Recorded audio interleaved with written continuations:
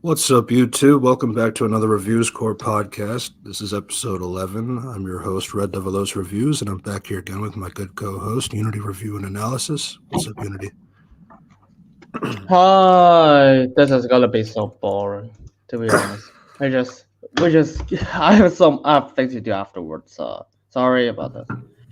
And hey, back to university, more stuff. So we just gotta talk about this movie we planned for quite a while. Yeah. Um, Before we get started, as we can remind you again, we have another channel, another Reviews Corp podcast, where we archive these episodes the Monday after. So this episode will be found on the 15th of January at 9 a.m. Eastern Standard Time. We also have a Spotify as well, where you guys can listen on there as well. And yeah, be sure to check that out. So as Unity mentioned, we plan to talk about Enchanted and Disenchanted for a while, especially back in November when we were, the Disenchanted had its like 1 year anniversary. And I've kind of wanted to talk about this movie. Um, but things happen, and yeah, we have like we don't have as much free time now compared to before, so I just figured why don't we just cover this topic now. Yeah. um yeah, so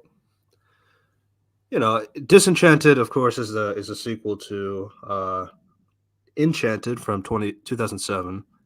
um but I think before we talk about Disenchanted, I just wanted to talk about Enchanted. I as I said, like, I I really love this movie. I've watched it many times since 2007. Um, Obviously, it's about like a princess from, like, from a fairy tale world. She's uh she's going through like the standard like Disney princess kind of stuff, like, like she wants to get married, and then like she meets the prince, she literally falls in love and wants to get married the next day. Um, Yes, but then like her world changes because of the evil stepmother. She pushes her down a well that sends her to New York, and now Giz- Giselle is now a live action Amy Adams, and she is basically, she still has her personality as like as an animated character, but like she's kind of learning about the real world, and like how the people uh react to like things like love and hope and things like that, and how her interactions with Patrick Dempsey's character Robert, who is a marital lawyer. Um, so like he's kind of like used to the concept of like, you shouldn't get your hopes up. You shouldn't really strive for something that is not attainable. So like obviously like these two are very clashing personalities. And then yeah, over the course of the film, you see things like Giselle like kind of learning about humanity, in the sense like she never really knew what things like anger or sadness or despair was like. So when she got to experience them for herself, like that's when you really get to see like the character breakdown. And obviously you have Hmm. other animated characters like Ed Prince Edward, played by James Marsden, and Timothy Spall's character Nathaniel, who is Peter Pettigrew in the Harry Potter films. Um, yeah, they all kind of go through their own little arcs of kind of like, you know how different the animated world and the humanity is. Uh, but like they still kind of retain like their quirks about themselves. So that's what, and I feel like with a film like Enchanted, it did like a really good job, like kind of exploring those two facets of the realities, while also like, causing some kind of actual change to each character. So yeah, so that's kind of like my stance on the movie, and we'll kind of talk a little bit more about comparisons to Enchanted. Um, Yeah. with the case of Disenchanted. But yeah, So to be honest, if you ask me about Enchanted, it's like yeah, there's some strong character work there, but the mechanics are quite contradictory. It's like holy I mean, to be honest, like the one of the most instance is just like you could just hold a fucking apple, poison apple, but in the next scene, the poison apple can melt through metal, and even yeah, someone's hair. It was like holy shit. yeah. I mean, to be fair, it's like I guess it's a concept like acid. Like acid, doesn't really it doesn't melt everything that it's in contact with. But yeah, it is like one of the odder things in the film. But that's my only comment on that. I know you had comments on the evil queen as well. I mean, Yeah, to be fair, like with her being like an animated character, like a lot of the and like obviously like she's a parody of like Evil Queen, Maleficent, and like the evil stepmother from Cinderella. Like she has like those traits. So like obviously like one of the factors like the convoluted plan, uh thinking like in terms like a limited sense. Like I mean that's kind of like a Disney animated villain trope. So it's like that's why it's like it just seemed like that kind of made sense to me. Like how the same way as Gazelle falling in love and want to get married the next day. I don't know. I just felt like that part kind of made sense to me, especially since like the evil queen didn't really have a chance to like explore humanity like how the other three characters, Edward, Gazelle, and uh, Nathaniel, were able to do, and kind of like see the humanity and see like how some of their concepts in the animated world just doesn't make sense here in reality. So like I feel like with the evil queen, it kind of made sense why she was kind of like bombastic and over the top, but she's a better villain than my Rudolph's character. But we'll talk about that later. yeah, that's a really low bar. It's like, gee. And when I saw this movie, it's like I don't even know what to say about this. Uh, just so this, it's just like there's not even a lot. Just like Gazelle's arc is quite good. I like her relationship with the daughter is actually really like really endearing. The daughter actually cares about her. Just like she's trying to be a mother to her because they don't have a mother anymore. Yeah, like one of the more impactful scenes is like when they go shopping for the final ball the ballroom scene. Uh, so they go shopping, and like the first conversation is like Morgan is explaining to Giselle, which obviously she doesn't really understand the concept of sex, and neither does Morgan, so that makes it funnier. Because like she's saying like, oh, you don't want to wear too much makeup, otherwise like the boys will get the wrong idea, and you know what boys do. It's like, what's that? It's like, I don't know, nobody would tell me. That was just pretty funny. And then like obviously like Morgan and Giselle both connecting that they both don't really know what it's like to have a mother and like go shopping with her, but they still like doing it together, despite that. So it's like scenes like that, like where they have like bonding moments, and that's kind of like, again, like I feel like the character interactions in the first film are just like they just feel real and human, and like it feels like something is there. Whereas like in Disenchanted, and we're gonna go a little bit more in that, it just doesn't really have anything like that um in that movie. Yeah, But yeah, yeah, um basically Disenchanted is set 10 years after the first film. um but it was, obviously like it was 15 years later after the movies timeline, like 2007 to 2023.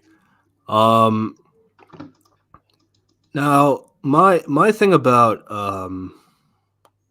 so obviously like Disenchanted, they really wanted to go for this teenager Morgan,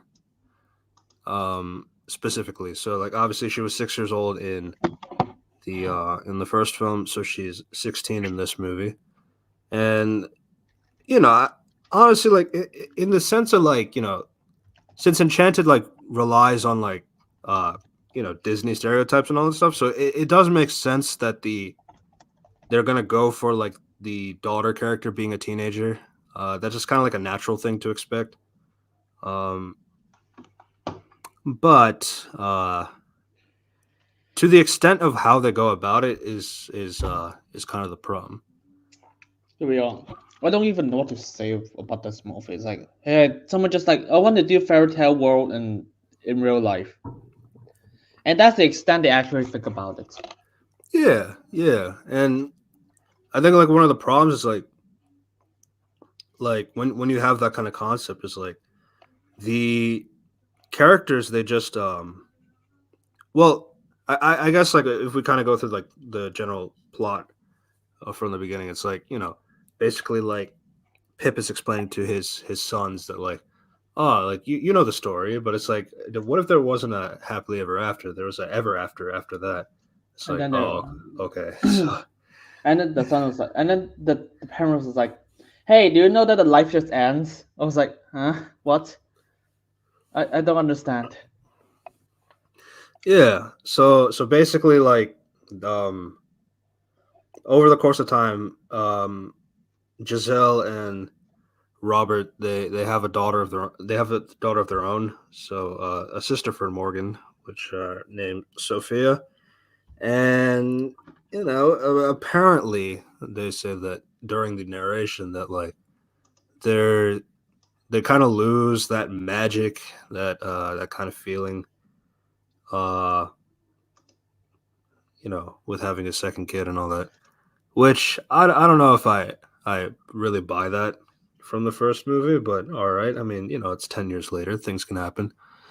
Um, yeah, but then like Giselle looks out the window, she sees a Fucking billboard for poster. Yeah, just Monroeville, and where it's yeah. like where all your dreams can come true. So it's like, oh, that sounds perfect, a fairy tale land And then I was like, I ish kind mean, of. I was like, okay, Yeah, I guess Gazelle can believe that, but I was like, what about Robert? So it's like, maybe he was like, oh, wait, hold on a second. I was like, but this is just a logo and stuff, real life. Like, Jesus Christ. yeah. It's like I mean I get like Giselle's point of view, I guess, but like with Robert, it's like Robert being the human and all that stuff. Um, it just doesn't really. He seems a bit too passive in this one, and that kind of like carries over for the rest of the movie as well. Um, but yeah, that was just something that didn't really make a lot of sense. Now it's very clear that they wanted to get out of New York because the first film in 2007 they had a nightmare in terms of production in New York because it's just expensive to work there. So I do understand the desire of moving out to a suburb area so you don't have to worry about that. But I think one of the problems with Monroeville is like it feels too idyllic. Feels too fantasy in the real world before the fairy tale land spell happens. Um, and I think that goes down to like things like the side characters as well, playing a huge factor of like that problem. But yeah, but we'll get into that part. But yeah, that's essentially like kind of how the plot starts. Uh, And yeah, so that's, I mean, because, just like, hey, the squirrel just tells every single, just like, remember the squirrel is telling the story from a fucking book. So, the squirrel has to be present for all of this, and, no one has lost the fucking memories, just in case. Just, I don't even know what to say. And by the way, just has to meet the squirrel like once in a while, tells it everything. yeah,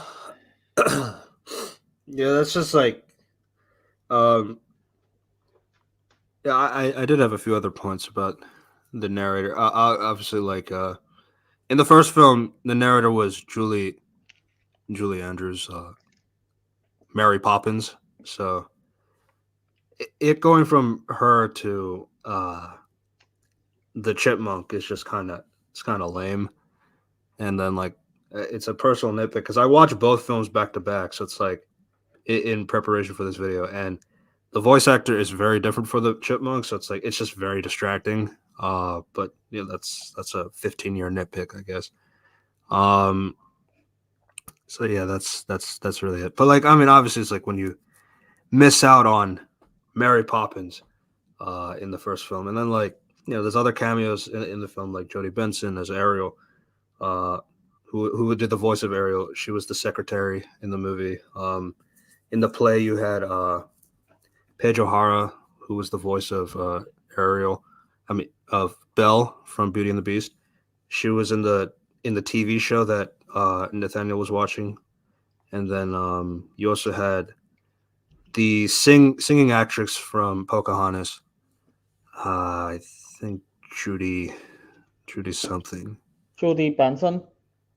No, Hold on. Where Judy? Jesus. I wrote it down somewhere. Um.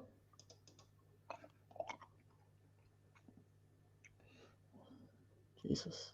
Hmm. So maybe Judy Khan. Yeah, Judy Khan. Yeah, she was the when Edward was going up the apartment. He opened the first door, and then she had like four kids and saying like, "Oh, you're too late," which was yeah, that was her cameo. Yeah, so like you had stuff like that. This film doesn't really do that at all. Like it just doesn't have that. Which again, like that's obviously not like a big deal, but it's just like the first film like kind of goes out of its way to like kind of have Disney references while also like having them be characters in the story. Whereas Yes. like this film just didn't really do that. It's, Also, this film is dropped in Disney Plus. It doesn't even have a theatrical release. It's like that's so weird. yeah, I think it was part of that. Like the whole Disney Plus. We need to get content for Disney Plus. But Um, I mean, imagine you just make Iron Man put it in theaters and then Iron Man 2 put in streaming. It's like holy shit, what the fuck?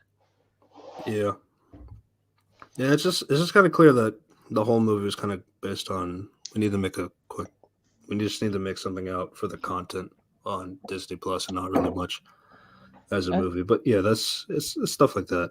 and yeah, to be Yeah, honest, no one actually talks about it after it's being released. It's like yeah. and It's like you'll hear about Enchanted like for a long time, but I don't think you'll ever hear about Disenchanted again, which I is mean unfortunate.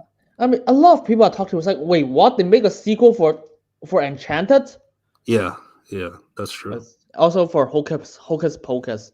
Oh, by the way, that is also like the week before Disenchanted, and I watched that as well. It's like, Yeah, and no one talks about that. And what right, makes it interesting is Hocus Pocus is like it's so small scale. It's like I think it's a fucking TV movie for right, first one. Yeah, I said I mean I just gotta be sure about this. No, it's it released on a big screen, but but yeah, it's just like, but people talks about it. That's the thing, and then they drop the movie on Disney Plus, and no one talks about it. It's like, and I don't think people knows it. right. Not that they should. Yeah, I shouldn't. Yeah, yeah. It's just, I mean, so this film has a bad case of sequelitis. Um, what does that mean? We'll kind of go into that now. Yeah. So basically, Giselle and family they're planning on moving out to Monroeville. Morgan, being a teenager, they reference this a lot that like she's just very moody. She's not really liking this whole thing. So like I guess the magic of Giselle has worn off, which okay, I guess fair enough. But there are some things about Morgan and Giselle's relationship, which is obviously the crux of this film, which it makes sense why they would go about that. I just feel like there's a lot of factors that they could have like considered to make it a little bit more believable, especially from Morgan's point of view, because like I feel like a lot of her like disdain for Hmm. Giselle is kind of like unwarranted, especially like since considering the fact that you kind of Here we are. know that Giselle is kind of like an alien to you in some sense. Like she's not of the world, she's not of the culture. So it's like obviously like when she does something, it's like it's in this kind of innocent kind of light. So it's like it's just kind of weird to be mean to her. But again, that's something that happens later in the movie. But yeah, that's To be honest, like I think the relationship is ruined beyond belief. When I just even first saw it, it's absolutely insane. Yeah. I think like I think there's a few things that I would comment on it, but like yeah. So basically like so they're heading out of New York. They go to Monroeville. Um, It just just the most bullshit thing ever. It's like she's not even just like mean to her mom. She's mean to her dad. It's like, oh, I want to pack my stuff. Can I help pack my stuff? It's like no. It's like Jesus Christ, what the fuck? And then also just like oh, just also do not understand sarcasm now. For 10 fucking years. yeah, that too. She doesn't understand sarcasm for 10 years, which I guess, but I think my problem is like for Morgan is like if your mother doesn't get it for 10 years, stop doing it then. Like But you'll see, the movie wants her to be a dick. So yeah, yeah. It's like I mean, yeah, I do understand. Like obviously, like when Giselle learns things like anger and sadness in the first film. It's like obviously like she could probably pick up what sarcasm is like 10 years later, but like I mean, she can at least recognize it, but like she can't like I understand the difference, which is like I guess that's fair. But yeah, it's like I think it's more of a dick move from Morgan if she keeps doing it and it clearly does not she doesn't like it. So it's like I don't know. But that's just like it's like what can you really say? It's teenage angst, but at the same time, it's like I know. I was like, what wouldn't Giselle just be have to spend more time with like Morgan and stuff, like being her to just be an edgy teenager. If you know anything about Giselle, yeah, so what the and fuck? Yeah. yeah, go ahead. It's not like Giselle can work or something. She spent most of the movie staying at home taking care of the baby and Giselle. And you have to imply that how old is the baby? Like a what 6 months old? Yeah, it's not very old. I was like, wait, so are you telling me she just turned off her entire personality in like what 6 months? It's like, holy shit, what is wrong with this character? Yeah, my other thing is like obviously like there's like some factors like they they don't really address it like at the end of the first film Giselle opens up her own business in New York, the Andalasia fashion designer.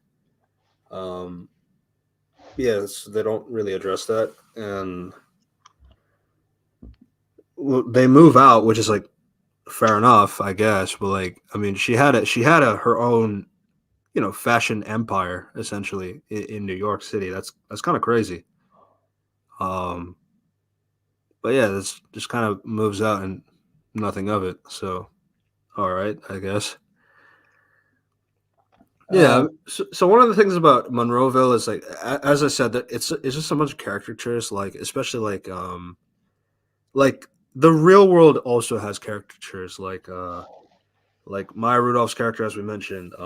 She has two lackeys, Shirley from Community, and the other girl. the other girl, and they're just so one of my problems with the film is like they're all the same personality of before and after what's going to happen. So it's like that's just kind of lame in my opinion, and it kind of like it also like so. I think we kind of have to go through that through the magic, but yeah. So basically, one of the conflicts before we get to that, so basically, like they go to the house. It's still being renovated right now, so like they're still fixing it up. Um, one thing that like Morgan, so one thing that Giselle wanted was Morgan's room to be finished.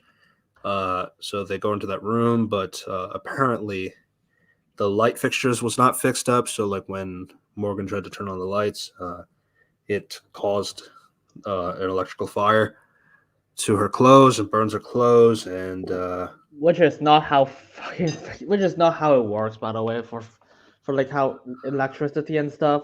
If you ever have this problem, the light would just fucking blow up and stuff. Just like here's some it's like here is like moving a in a line. Yeah. yeah. It's like also it's like yeah. It's like just like I just don't even know what to say about that moment. It's like do you find that funny? I was like no. Yeah. And like my other issue is like, like blaming Giselle for that. It's like there's really nothing you can do. It's like it's just like the light fixture wasn't fixed like properly. So it's like, oh, but like you shouldn't have told me it was fixed then. It's like I mean like the house is still being fixed up. Like at least your room is like put together. At least your little projects, your little side posters and things like that. Like that stuff was like set up. So like I don't see like how. I mean, yeah, your clothes burning sucks, but like I think it's like very unfair to blame Giselle for that. But like at the same time, it's like uh obviously like Giselle is like she obviously she still has that optimism. Like trying to make this new life work. I mean, everything just started, of course. Uh, but yeah, that's kind of it in terms of setup. To Then be you have no, yeah. Oh my. I mean, to be honest, this is like the part that I don't know what to say. It breaks the first movie. It has the most to talk about. which one? Because for this part, so Yeah, so um, basically so they have a wishing well, which honestly one thing I had about the well, I guess first we'll just say that like yeah, so the godparents of the baby, Prince Edward and Nancy return, Queen Nancy return, and so they explained that they built a portal into the uh, into the well, basically. Uh, shit. What just like what? Wait, you can just do that? What? Why don't the evil queen just do that as well in the first movie? yeah, I mean, to be fair, everything was in New York, so it's like there's not really a purpose to move anything. I just don't know like what was the point of doing that. One is like one thing I hated is like I think one thing that made the first film special is like how how like like it was a manhole, like a random manhole in New York. That's where the portal ended up. So it's like not really glamorous, like not like it's not like a it's like not an ideal kind of thing like that you would expect. Something like all this magic comes into like a manhole. That's just kind of I just feel like that's more clever than like actually having a portal in a wishing well. I don't know. It's like so I find that kind of lame in that perspective. My other issue, of course, is like building a portal somewhere else. I mean, you can I, just do that because evil queen just pushes one, and I don't think she even created one. It's like, huh? That is like I was so confused about this. Just yeah, and this is like only one of two scenes that James Marsden is in. So because I guess this contract was expensive or something. But yeah. yeah, so the godparents are here. They're uh they're here to give a gift to the The baby. baby, great. What the? But before that, James Marshall decided to give Robert a sword. Yeah. So he was like he's basically just saying, he's going off on an adventure, quote unquote, and like, he's so he needs a sword out there, which is like, all right. Um Now I mean, even if he's not budging, like, yeah, he's gonna give me the sword and all that stuff. Okay, but like just put the sword in the car. Like just let him walk away, then put the sword in the car and then just go. I don't know why. So Robert takes the sword to work on the and train. I was like, And all. that's illegal. What the fuck? You could Yeah, just put. You might as well just put a gun. It's like, here, I'm bringing a gun to where I'm not gonna use it, but I'm just still gonna bring it.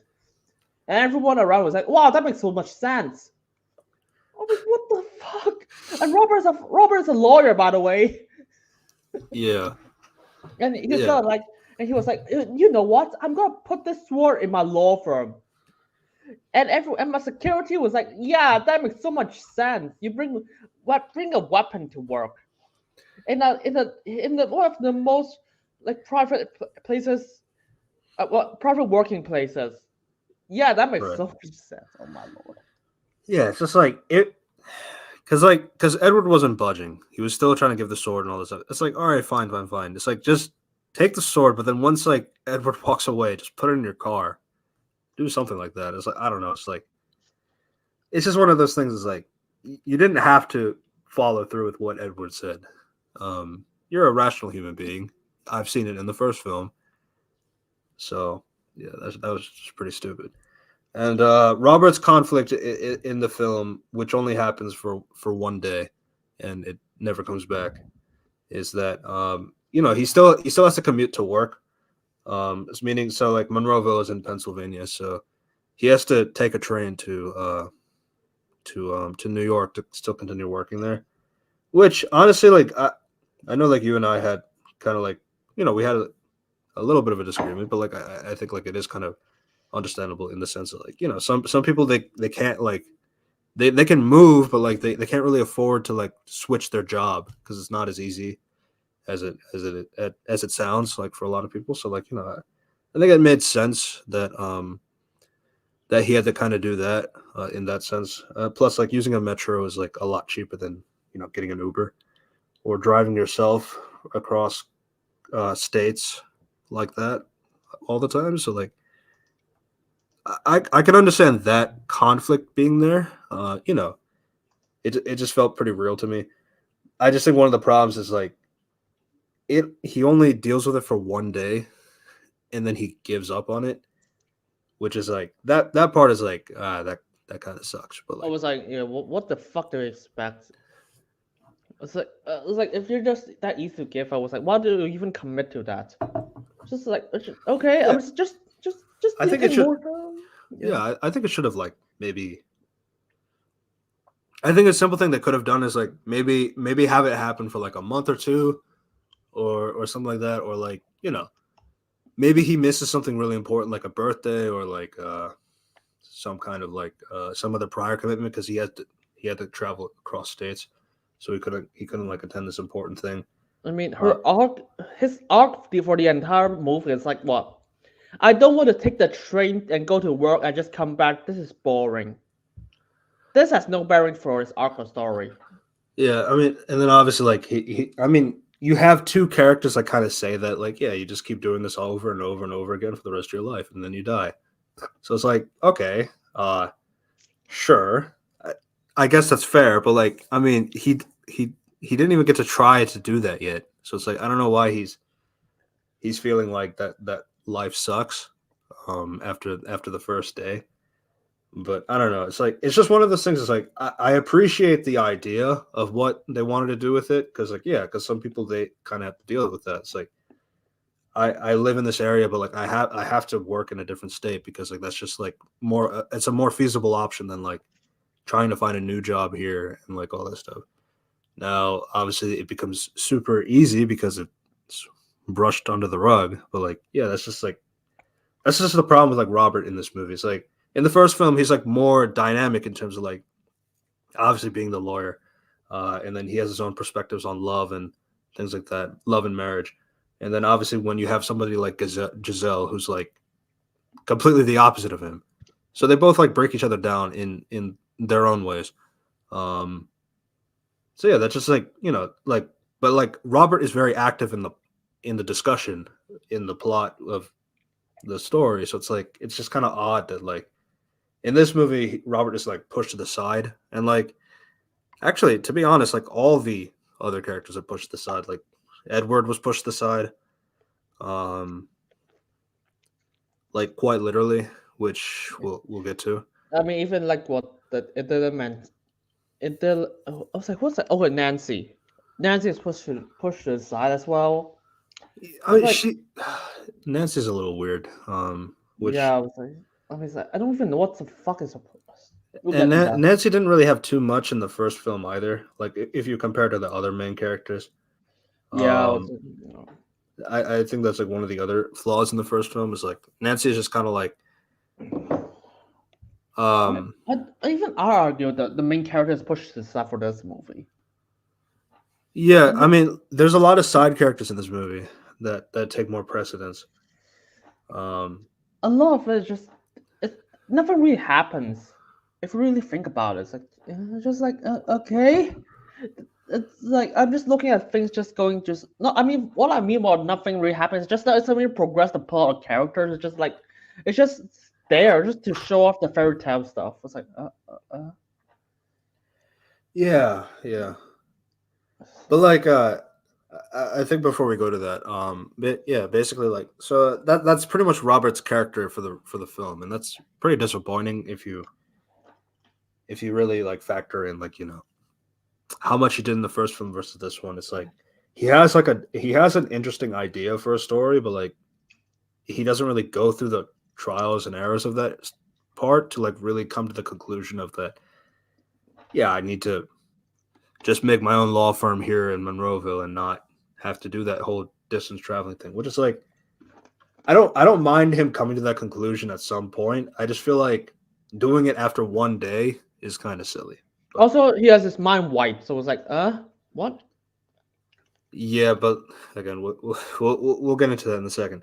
But yeah, that's basically Robert's arc in the movie, and that's pretty much it. There's nothing else to really talk about because the rest of his character is a fictional character, literally, which we'll explain what that means in a second. But yeah, Um, so yeah, Robert goes off to work, and so that leaves Nancy, Edward, and Giselle together. Which the reasoning is because they have a gift for the baby. Um, what does that give? the gift is the wand of Andalasia. Translation: the one can do fucking everything for the plot. Yeah, yeah. So the king and queen of Andalasia gives a baby a wand, and they have a song about like how this wand is like can only be used by a true Andalasian. Um, which I question the semantics of that because I know like Sophia is the daughter of Giselle, but like she is still technically half human. So is that really a true daughter of Andalasia? So yeah. But then we see the semantics used like later in the movie for Morgan, but we'll get to that. Yeah, so that's basically like how they kind of go about. Uh, so this is their birthday present for the baby. Uh, Um, they gave her a thing that why don't the evil queen has access to? yeah, that's kind of the other problem. So like, so they explain that the king has the power, has the access to the wand, which so that would mean the evil queen when she was the queen should have had access to the wand as well. Um, yeah, that's just like Oh that's my lord. there's nothing else you can really say about that. Yeah, and It's then it's like controversial although in that sense. and the king just gave away a thing that can solve anything to the people. It's like what? Why would you do that? That's the thing. Can solve everything, solve anything. Look, are you sure this is the thing you want to give away? I mean, you might as well just give a toy car. Yeah, that's like that's really the big problem. It's like, and I get Edward is an airhead. That's kind of the one of the point. But like you have Nancy, the New Yorker, there, so like I don't really know if she's supposed to be the rational one. Then like this is not a rational gift for anybody, not just a baby for anybody. Um, but yeah, that's basically how that goes about. They give a wand, and that's the way And that because they really wanted to do this plot point of by the way, there's not just the one. They also give away the other thing. I was like, did you catch it? which one? The thing that can answer any question. Oh, the scroll. Jesus. Which is another plot breaking element. It's like, oh, so you could just ask. So the evil queen can just use this to ask anything. This is not. They didn't specify this. This is this is a thing that you can only access for as a queen or something. It's like no, this is actually quite common for all they know about. The scroll that can ask anything. Yeah, I mean, Yeah. the scroll is also weird because like they also have a magic mirror later in the movie. So like the magic mirror is kind of that thing already in fictional stories. Like I don't know what the point is I having a mean, magic scroll it's too. like it's like the evil queen is like, okay, what is the best way to kill Giselle? The scroll is like, yeah, push him off the world. It's like, yeah, that's war instead of putting a knife at her. Yeah, I mean to be fair, again like Disney villain logic. So I'm not too pressed on that. But yeah, um, I think just having access to a wand is more the issue. And But then it's Jesus. um, yeah, so that's kind of like how that kind of is how it sets the plot. Now obviously Morgan hearing in the song that only a true daughter of Andalasia can use the wand, so that puts more emphasis on Sophia and not on Morgan's, which obviously she takes offense to that, like being the fake daughter of Andalasia. Um, yeah, so she's not very happy about that. And then Edward kind of plants a seed in Giselle's head, like you don't really like it, then change it. Um, Now I'm sure what he meant by that is like not with magic, but yeah, that'll come back in a bit. Um, so yeah, and before we get to that part, another thing is like so Giselle is like trying to incorporate herself into the town. She's trying to be on the PTA with Maya Rudolph. Um, Which is, so she to yeah, be so honest, I she's don't even know told what that to like say. they have like a homecoming king and princess and prince. So it's like she wants her daughter to do that. So what she does is she bakes a bunch of cupcakes and like tells everybody to vote for Morgan, which embarrasses Morgan. Um, and yeah, Morgan gets so upset to the point where she runs off to New York. Um, For some reason, yeah, yeah, she runs off to New York and obviously uh Robert and Giselle are super worried. and And then as I stay, when she comes back home, she says, "Yeah, I went to New York. I've been on the subway since 13." So it's like now the problem. So the problem with this is like just to factor in is like so if Robert is going through the effort to commute to New York for work, um, there really isn't anything that says that Morgan couldn't do that either. Like commute to New York.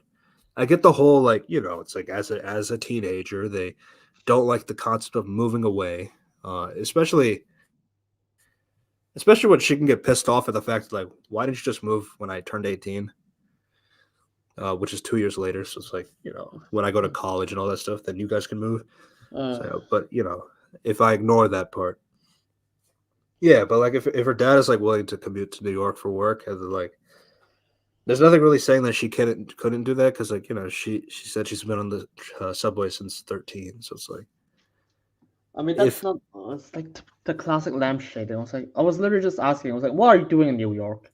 I was like, because this is like one of the this is one of the elements I would need to ask. It's like, okay, why do you want to go to New York? I'm not gonna answer it for you because if someone just like, okay, why did the character do this? Like, I don't fucking know. She just does. It's like I basically failed as a writer. You have to list like, what are you doing in New York? It's like, oh, I want to meet my old friends. It's like stuff like that. It's like, because I want to because my grandma died there. My mother died there, so I'm just gonna meet her again. No, no. She basically just like said, I go to New York. yeah, That's it. which but it's like I mean, but like the fact is like because Giselle embarrassed her, like that's the that's it. It's just kind Oh, of like I don't know. It's just like it's just really weird in terms of like you just like okay. I uh, was like, you didn't say anything. I was like, I might as well. I just want you to just like Oh, you see, I go to New York because I forgot my wallet there. Like, I mean, fuck it, that's at least something. It's like she's like, I go to New York. Like, oh, that's it. Yeah, well, I mean, like to be fair, it's like because like her and Robert start arguing. It's like because she's saying it's her fault, like Giselle's fault, and it's like then he's saying, like if you're gonna be mad at somebody, be mad at me, be mad at me. It's like don't be mad at your mother. It's like she's not my mother, she's my stepmother, and that's all she'll ever be. Which obviously, for a fairy tale character like Giselle, that is pretty offensive to hear. Um, you know, so and obviously like Robert is just she doesn't mean that, but it's like yeah, it's I mean of course she does. Um, and it's like again, it's like she made cupcakes to help you get voted for princess, and I get that can be embarrassing and all. Like as if your mom like goes and makes cupcakes to your friends and all this stuff, yeah, that can be pretty embarrassing. I understand that, but like it's not enough for me to say like, oh, she's not my mother, she's my stepmother. It's like I don't know. That's just And really and edgy then was like, okay, blush. and then afterwards, it's like she's like, I don't even know why is she yelling at Robert. It's like, okay. I mean, even Robert said, it's like, yeah, she's basically arguing Robert. Said Robert basically did nothing to her. It's like, okay. I mean, I get it. I, was like, I guess he will feel for her. It's like, but that's it. It's like, okay, you're not really mad at him. Yeah, it's like I don't know. It's like I feel like Giselle just like I feel like Giselle and Morgan is the problem is like so the thing that happens. Well, again, we're kind of getting into touching into that. Um, the thing is like this is kind of like a collective problem between the two of them. So it's like Morgan is just being too unreasonable for a character that has known Giselle for 10 years. So it's like I don't really know like why things are surprising at this point. Like there's just things that she just doesn't get. And it's fair to her because like, she's a magical character from an animated world. So it's like of course she doesn't understand like some of the concepts like that. Now, for Giselle's point of view, it's like I can't really say that like she doesn't understand the concept of embarrassing somebody because like she's been on Earth for 10 years now. So it's like surely she should know something by now. So I don't know. This is like a collective problem where it's like the issues that Morgan has is not really strong enough for her to be so mad to the point to call her stepmother. And then obviously Yeah. with Giselle, it's like there's like she can't be so naive to the point where she's lost like all sense of like humanity. Like and then like like this song that she sings here. It's like Want the fairy tale lands. she wants a fairy tale land. That's not the problem. It's like, no, no, that's the problem is your daughter is mad at you. You don't really hate anything else. Yeah, Uh, it's like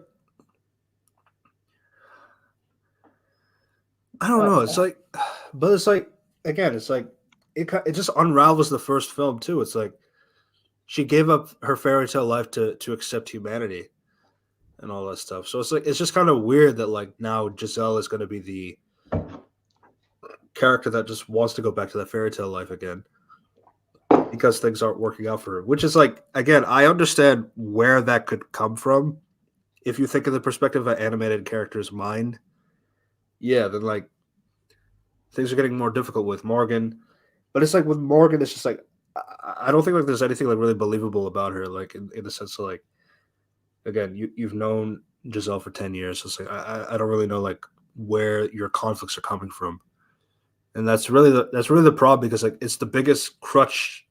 It's the biggest crutch as to what makes this film happen, which, as you see in the photo, uh, Giselle is holding the wand of wishes, and she makes a wish for the fairy world to be more tale. like a fairy tale land, and yeah, that's exactly what it does. It turns everything into a fairy tale land. things like characters are acting like Disney characters. I mean, they literally have a "Be Our Guest" parody song at the Uh, beginning. All the appliances are dancing and singing and all this stuff while making food. this is Um, oh my lord, yeah, this is basically I don't even know what to say about it. It's like the mechanics are just are broken or just it doesn't it's like it or just it doesn't even progress anything. It's like hey, fairy tale land live action. I'd rather watch YouTube videos if you really wanted to commit to this. It's like yeah. And the other problem here is it is WandaVision. Like there is that is no there's there's no way to no there's no way to really sugarcoat that. It's WandaVision in the sense that Giselle changes the reality of everybody and their personalities and under this guise of I wanted a fantasy land. Now the benefit that Giselle has over WandaVision is that at least nobody can really be tortured in that sense because the way the magic works is like it just feels like a dream and not like anything else. but Whereas at the in WandaVision, like very they they have all their memories and her memories in their heads, so it's like yeah, they remember everything. was to be So honest, yeah, it doesn't really change the fact she basically enslaved everyone. It was like, oh my lord. Don't tell me for 10 years you don't understand the concept of enslavement. yeah, and it's like the other weird thing is like the so the movie has like a split personality thing with Amy Adams, which obviously is to get Amy Adams to do two different personalities, and that's I mean she's great as usual. But one of the problems here is like I think like her having Giselle uh and wicked stepmother personalities is like so in the concept of fairy tale land because she is the stepmother of Morgan, that is why she is working more like the wicked stepmother kind of character. um but yeah, it's like I feel like having both personalities kind of like undermines everything else. Like I feel like they should have just committed to evil stepmother for Giselle, and then just let Morgan be the protagonist of the story or something like that. I feel like, or at least like, I mean, you need to have a character that knows something is wrong, which you have Pip, but because Pip is the animal companion, so he has to turn into a cat for because wicked stepmothers have cats, I guess. So it's like yeah, it's like copying Cinderella essentially. Um, Yeah. so I mean, yeah, I don't know, but like I mean, there's some ideas here. It's like where they clearly just wanted to make a fantasy land for the live action segments. Where I don't know, I feel like I feel like a better idea is probably to go into the animated world with the real characters you going to know the animated world. the better idea is just to make it animated. It's like make a fucking cartoon afterwards. Stuff something resembles just like it's like something resembles fairy tales. Like make it a cartoon. Just draw the entire thing cartoon. It's like okay, fuck it. Let's make it fun. It's like and then but they didn't. It's like I don't know. I don't know what did they do. I was like, okay, yeah, let's just everything in song and dance, and then just like, okay, what's the progression of the story? Nothing. The story just stopped at end. Yeah, Literally. because yeah, so there's a few problems here. So as we mentioned before, Robert's character is just he's playing the himbo character now. Like he's basically Edward, but with less personality. Yeah, I was like, Mainly oh because god. like he has this strong desire of wanting to be a hero, but we don't really see why that's the case. I mean, he has a sword because I guess because Edward gave him a sword, which honestly that doesn't need to be the explanation. They could have just had him have a sword because it's the fantasy world. I don't know. It's like And I guess it was important that it was Edward's sword. Which all right. and then she just tank like fucking everything. I was like, okay, this in the fairy tale world just enhance your durability or something, or just like make you physically way stronger. It's like I don't fucking know. Well, I Yeah. guess if you would consider the animated world logic, but I think it should have benefited with an animated world. Uh, I don't know. I feel like that was probably what they were going for, but like, yeah, it's but Like, like I still feel like you needed I think with Robert, it's like I think he should have had Pip with his as a side companion, like or something like that. You know, like one, it's like a fantasy character going about like explaining things to a real world character about how to do things and how to fight things like that are fictional. Like at least like have something like that. And plus, like it just makes Robert look less like an idiot because like the rest of the movie, he's like just wandering around hoping to find something to fight, and like yeah, he finds a dragon that didn't work out. Then he finds a giant that didn't really work out either, and then he saves a girl from getting crushed. But then that's it. It's just like the whole Robert subplot is just a subplot uh, that pretty much delays the movie entirely. and same as the main plot. It's like, what the fuck is the main plot? It's like, oh, here's Maya Rondo. She's a evil queen. Some reason. And then Giselle was like, oh fuck. And then the Maya Rondo was like, Mira, Mira, who's the most powerful of them all? I don't know why she said this. Um,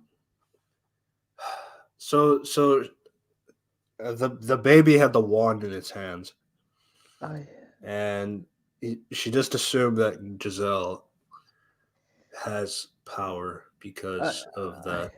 the other thing is, what does she mean by powerful? Does she mean by, oh, who has the most powerful magic of them all? It's like, wait, or you just mean who has the most power when it comes to like controlling people?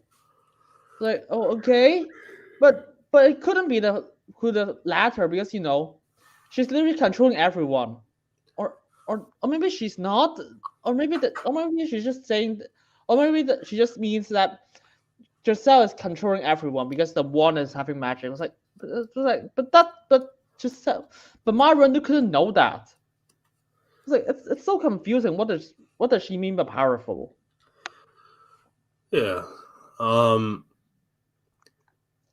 So, basically, there's still like events like having the royal ball and all that stuff. Um.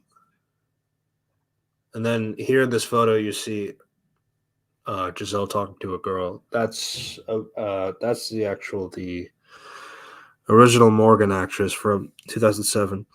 Um. So apparently, Rachel Covey was too old for the role, so they couldn't really. So they had to recast her. But they got her back as a random Monroelasian. So there's that. Um, yeah. So as we mentioned,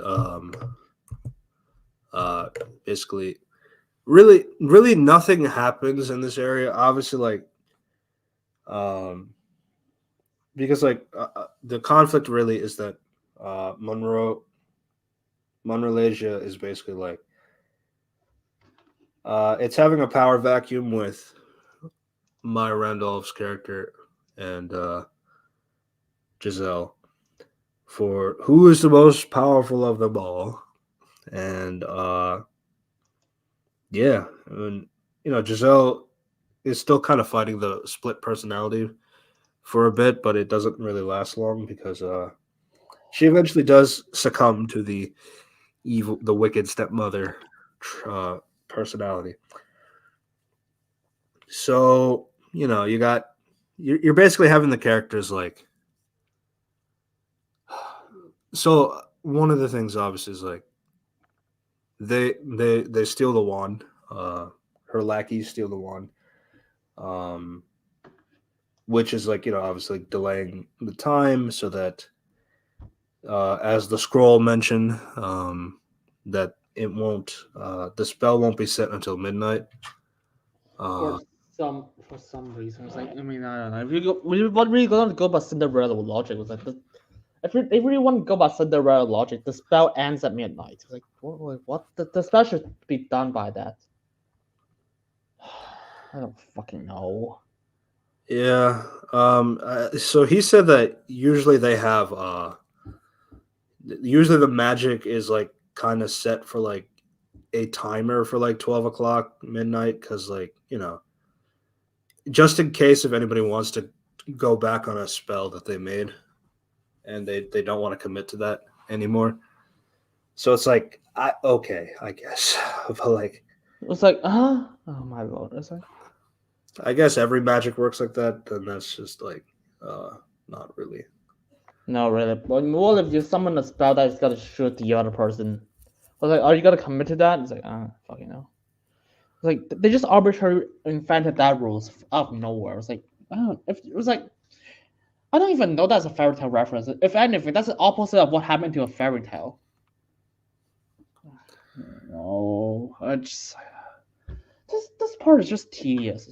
It's just like I'm just literally watching nothing really happen. It's just like it's like oh, yeah, that's what I said. And then they just sent and then it's like Mario Rondo just sends the two people to get the fairy tale wand. Yeah, yeah. How does she know that? Oh, because the baby was holding it for some reason. I was like, yeah, she has most power. It's like they must like okay, that's Was the one. Fuck. yeah. That's why she has so much power. It's like her motivation is so confusing. Yeah, so she again one of my problems is like so Morgan's personality changes completely. Robert's personality changes completely. But every other character in this Monrelasia is like the same. Um like Maya Randolph, she was like the bitchy leader kind of character, so now she's the queen, of course. Her lackeys were lackeys in the regular world, now they're lackeys in this too. Nothing's changed. The coffee guy who apparently can like predict what somebody's favorite coffee is. He is now the magic mirror. So yeah. And then like there's other characters too, like here and there. But all the side characters are like the same in both realities, and it's like that's just kind of like a disappointing thing in general, like in this concept is like if you want to commit to the fantasy world, then commit to the idea that like these real people are turning into fictional characters, then you should probably have the personalities be different between both mediums. So that way like you can kind of differentiate, you know, that this reality is just not the same as the actual reality. Like for example, I think like Maya Randolph's character, if she was more like a loser and maybe her lackeys like Shirley and the other one are like they they probably bully her or something like that, then in this reality maybe it's her dream to be like more like a queen figure, so like here she's the evil queen because that was her dream, and then her lackeys are like her lackeys in this one, and then like maybe after the dream, like maybe they find a newfound friendship between the three of them. That way, it's like at least like there's some dynamic changes between the characters. Like at least like like in one sense, like the maybe like Maya Randolph was like a loser, then here she's a queen because that was her biggest dream, and that kind of like factors in more like I want to keep this reality to be true, so that like because like in the ending of the movie, like that's kind of like where her mindset is like I want this to be the real reality where I'm the queen. So it's like okay, then at least you can justify that in some sense. And then like afterwards, like at least there's something dynamic about the characters. Then otherwise here like there's really nothing different about them. And then it gets even worse because everything is a dream anyways for the other characters, not Morgan and Giselle. So really anything that you learn in these realities, like they're not going to be committed to in the end. So We're and just yeah, and yeah, like I know that Giselle and Maya Randolph, like they do apologize to each other and all this stuff, but it's like it's not really earned either. So yeah. I'm just yeah, it's like I just got nothing to really say about this. It's like I was like yeah, they just steal it and there's like and then the scroll just like yeah the thing just got a change fairy tale land. I was like okay. I was like because they steal fairy tale magic. It's like, oh fuck it, why not? And then it's like He also explains that because she's not Andalusian, she can't use the wand. Uh, So things like that. uh, Uh, yeah, and then there's things like okay, why didn't Gazelle's personality change already? Like I don't know, like hey, she has to yeah, slowly change. It's like they didn't really explain that. It's like I don't know. yeah. I think Giselle should have been evil from the start of the fantasy, but yeah. So that giving her both personalities is just kind of odd. Yeah. And then like I don't know, like I feel like with this kind of thing is like, I feel like Morgan should have been the protagonist because like she was clearly meant to be the Cinderella esque character. I mean, like they literally have her in the attic with the dirty attic, and like And then she's not allowed to go to the ball because she has to do all the chores. She has to do all these things. Like she won't be able to go to the dance with the prince. So it's like yeah, so it's really heavily inspired by Cinderella. Which again, I get the first film was like that, but like the first film also didn't really beat you over the head with it either, with its references. So also it's like also it matches fairy tale and characterization together, and also plot progression. This is just like fairy tale. Stop the plotting characters. That's what happened. yeah, and I yeah. So I don't know what to say. It's like so. Gazelle. We're just gonna skip a lot of things. It's like, because I it's mean, like because we kind of explained everything. yeah. Uh, Okay. Just we're just gonna skip. Giselle's evil. She tries to go. She basically has a batter song with Maya Rudolph. Like Uh, who's the baddest of the ball, basically. and then it's just like Gazelle pushes her daughter down the well. I was like, you could have just jumped down there yourself as well. I was like, you both could just jump down. Yeah, because like one thing is like, well, so I think one of the reasons is because like Giselle is just kind of like lost in terms of like I say so that, but Giselle is the one who pushes her. It's like, so she has some humanity. It's like, just jump down there yourself as well. Do it at the same time. Pushes her, and you jump down well the immediately. thing is like after pushing her, then she commits to being evil stepmother for the rest of the film. To be fair, but like I still don't know like I still don't know like about Giselle pushing her down like that either because it's her daughter. Um, I don't know. It's like others that if that's the case, that is so arbitrary. It's like, oh my god, that's just split second. If it has like a second more, it's like okay, she would just jump down there herself. The other way is like so it just like okay, it doesn't even add up. yeah, yeah. So basically, Giselle pushes Morgan down the well, and then she just commits to being evil for the And rest then of just the like movie. and then just meaningless song that doesn't really progress anything. It's like, hey, I'm evil, and the other's like, I'm evil. Fuck. Yeah, which is a bit different from the usual Disney duets because like you don't really see a duet of bad girls doing songs together because there's usually as Giselle said before, you never see usually there's a villain, there's minions, there's bad pets, but like you never really see a second villain. But there could be like the one villain. It's like you never knew it was the villain, but then you find out it was actually there the whole time. It's like that's like lampshading this movie. I don't know. I feel like it's overkill to have two villains in this movie. I think that was my main thing. I think like it's either commit to evil stepmother or have Gazelle be good and the evil queen is there. I feel like having both is just kind of like I think it just affects everything in terms of like you know we gotta prioritize screen time for both of them. Which I don't know. I just feel like it was not the right move. Another issue I had, well, obviously, like we did mention the song. It's like I feel like the songs here just completely suck in comparison to the first film. I mean, like the first film, True Love's Kiss, super iconic, uh, happy working song, very catchy. Um, yeah, it's like, and the first film had three songs that were nominated for Oscars. Oh Uh, yeah, they didn't win, but like there's they were by the way, do three you know songs from the that? same movie getting Yeah. nominated. Is pretty crazy. Yeah, so this movie. Okay, so how does? Okay, by the way, we didn't mention how the Amy Adams knows that My Rondo is the still the one. because you know some Well, I guess to be fair, she found the earring.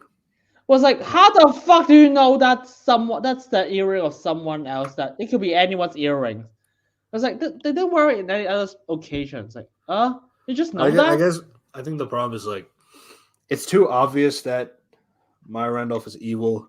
So I think that's what they were saying. Like Pip was saying that too. It's like she's clearly the bad guy. You know that, right? It's like she has the black dress, she has the evil looking hair style and like all that stuff. So it's like oh, she's clearly the bad guy. We know this. So I guess like that kind of limits her options because like again, everybody's like a caricature.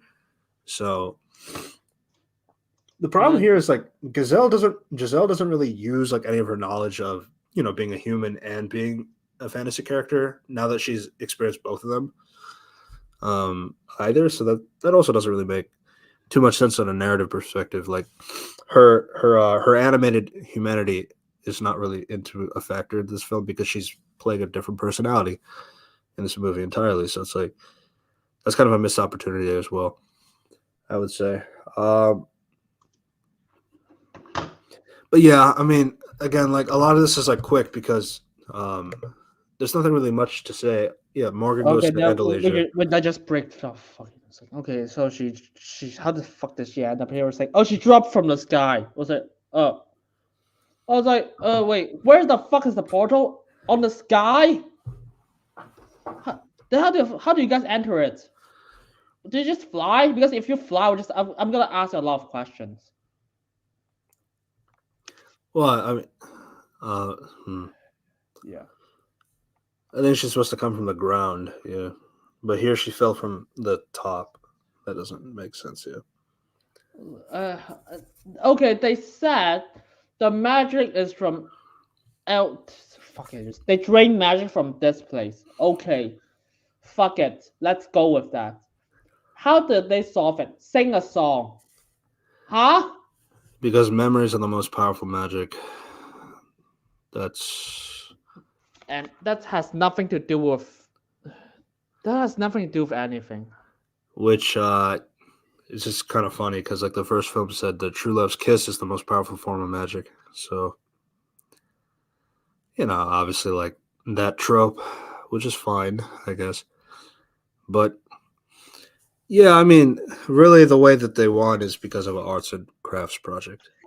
Yeah, and then there's like, hey, here's the thing that's. I don't even know how to say it. It's like, The okay, the memory tree.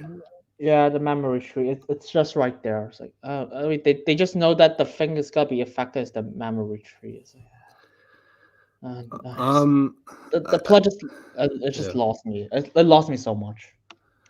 yeah, and this is really here because like they want Idina Menzel to sing. Yeah, and then it's like, Um, I guess they have song magic now. It's like,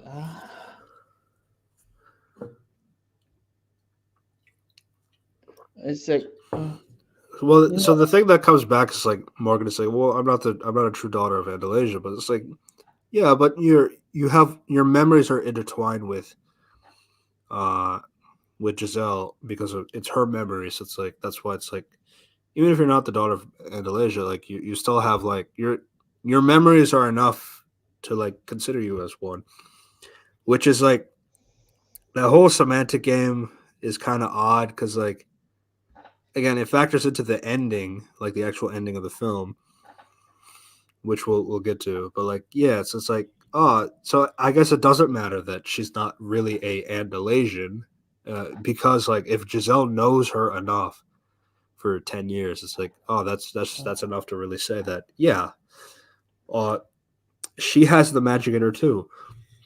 I guess that's how it works. I don't know. It's like they just bring a few memories back to help Gazelle. Well, this is the definition of an ass pull. It's like okay, they clearly just don't know how to say it. It's like I mean, if I were there, was like okay, the Prince Edward has the other magic wand. I'll just fucking do this. I If you're like, I think that would suck. it's like I mean, it sucks, but that was a better option. Yeah, Here's a magic wand. At least so you it's just like didn't. At least you didn't say. At least you didn't just like, okay, I give the only one away. I still have the second one just in case, just in case. Uh, Yeah, it's like holy shit. so I mean, the problem here is like, so the nature of like, I want to make this world a fantasy land or something like that. It's like, so it takes magic. It takes all the magic from Andalasia because the place is magic. To give magic to the real world. So okay, I get why Andalasia is dying, if that's the explanation. But my problem is like when we go into the real world.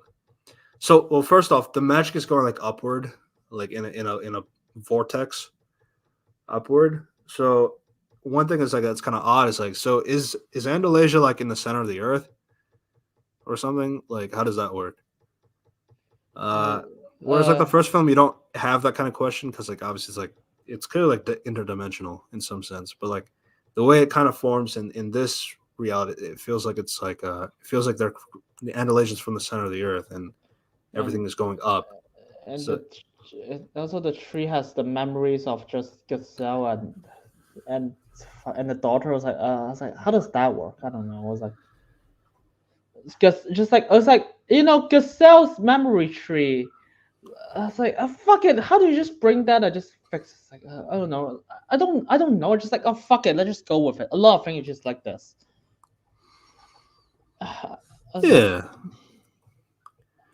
it's weird. And then she just said, this is what she said in the scenes. What the daughter said.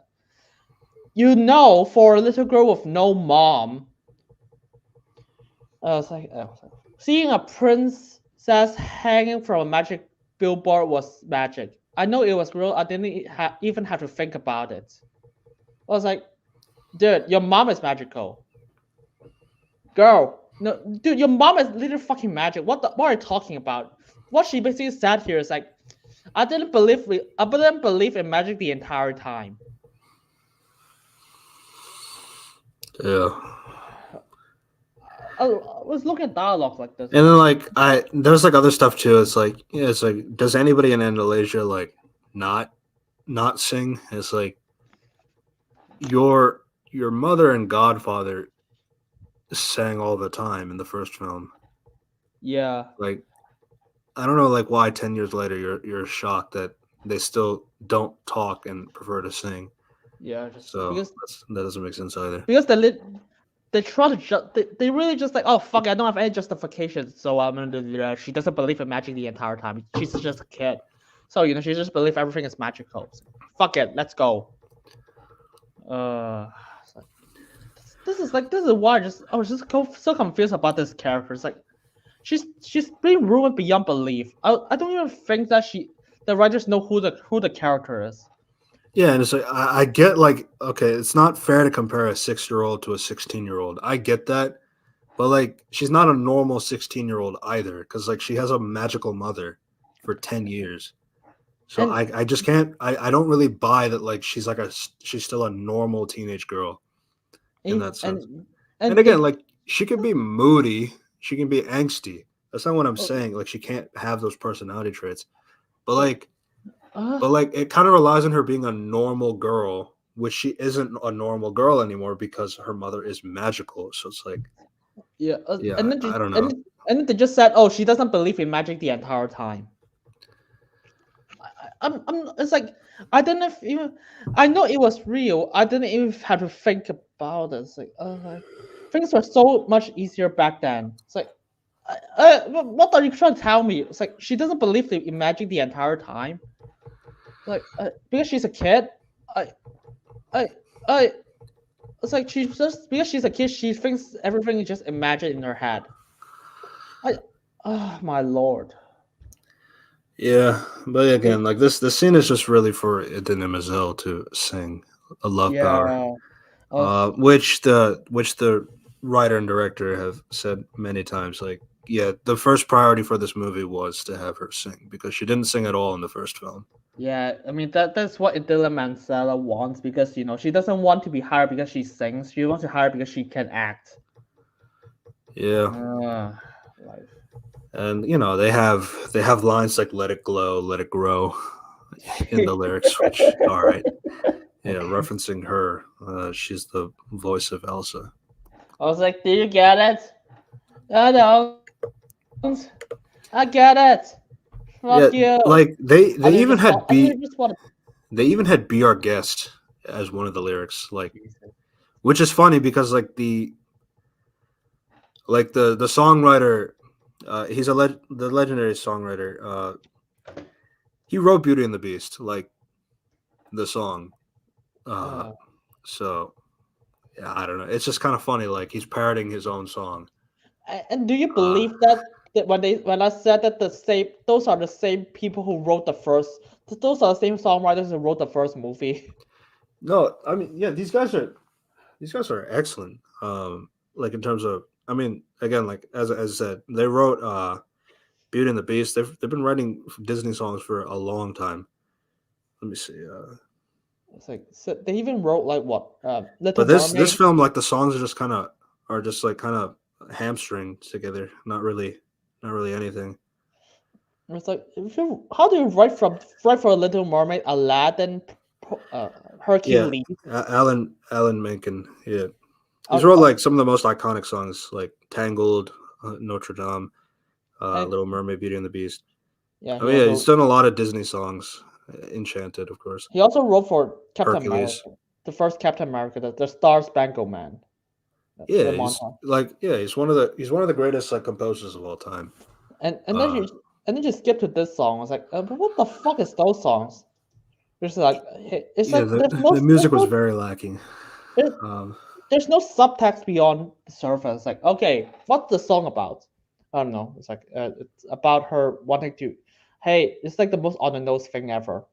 I want to come here to be good. I want to save the world. I want to what the fuck was it? What's the song? I'm evil. Huh? yeah, um,